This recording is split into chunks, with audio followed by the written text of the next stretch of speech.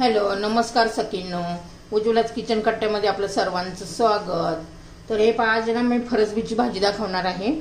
त्यासाठी पहा, मी फरसबी एकदम अशी बारीक चिरून घेतलेली आहे। तुम्ही मोठी पण ठेवू शकता किंवा याच्यापेक्षा बारीक पण चिरू शकता। छान अशी बघा किती हिरवीगार मस्त अशी कलर आहे। फरसबी एकदम ताजी फ्रेश आहे। बारीक अशी चिरून स्वच्छ धुवून घेतलेली आहे। आता त्यासाठी पहा, एक कांदा आणि लसूण बारीक चिरून घ्यायचे।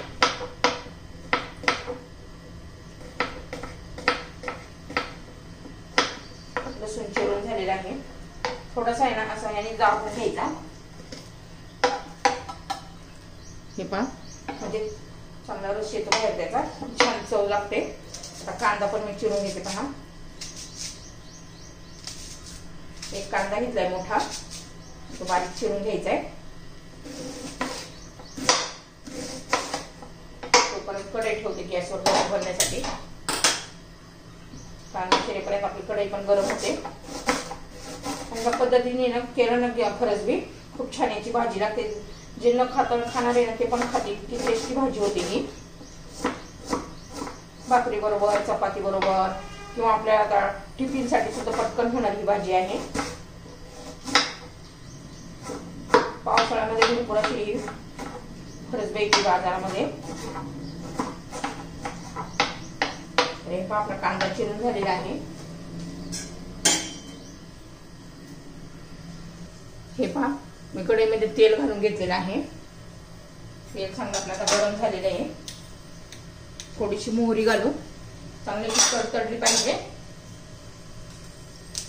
चांगली फोडणी बसली म्हणजे छान अशा भाज्यांचा टेस्ट येते।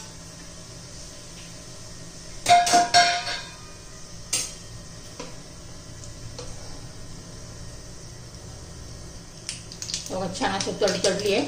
आता लसूण घालून घेऊया। 4-5 पाकळ्या घातलेल्या आहेत मी लसणाच्या बारीक चिरून। आता त्याच्यामध्ये आपण कांदा घालून घेऊया।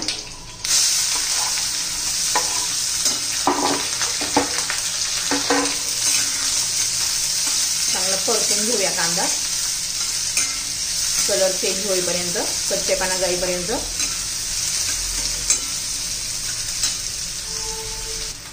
तर हे पहा, कांदा आपला बऱ्यापैकी झालेला आहे। त्याच्यामध्ये आता थोडासा हिंग घालू।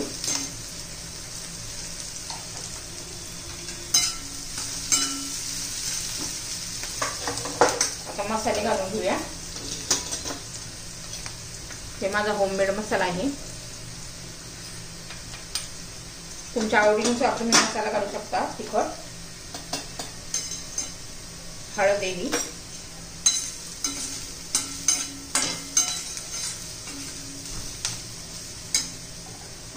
आता हे आपण कट केलेल्या फरसबीच्या शेंगा घालूया। ते पण तेलामध्ये चांगल्या असं परतून घ्यायच्या।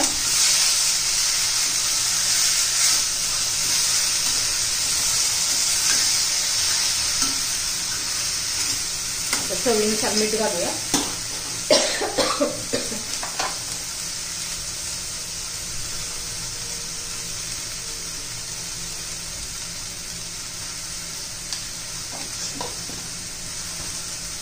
व्यवस्थित मिक्स करूया।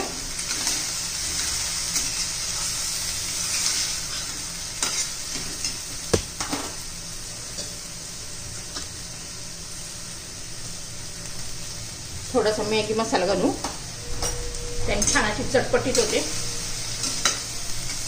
मग मुलं पण आवडीने खातात।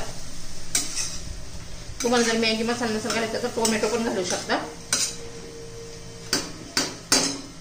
आता याला याच्यावर झाकण ठेवूया, एक वाफ घेऊया, म्हणजे सर्व मसाले कशा आतमध्ये मुरतात त्या भाजीमध्ये। हे पहा, 2 मिनिटं आपण चांगल्याची वाफ दिलेली पहा।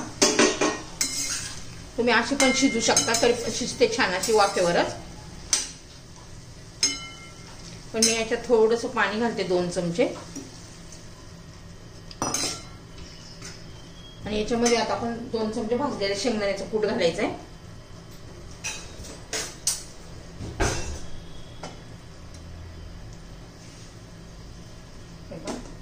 व्यवस्थित मिक्स करूया।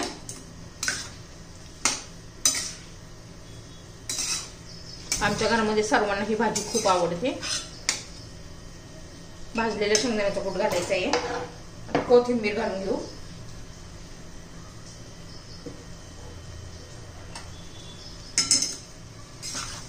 आणि आता झाकण ठेवू, शिजवून देऊया.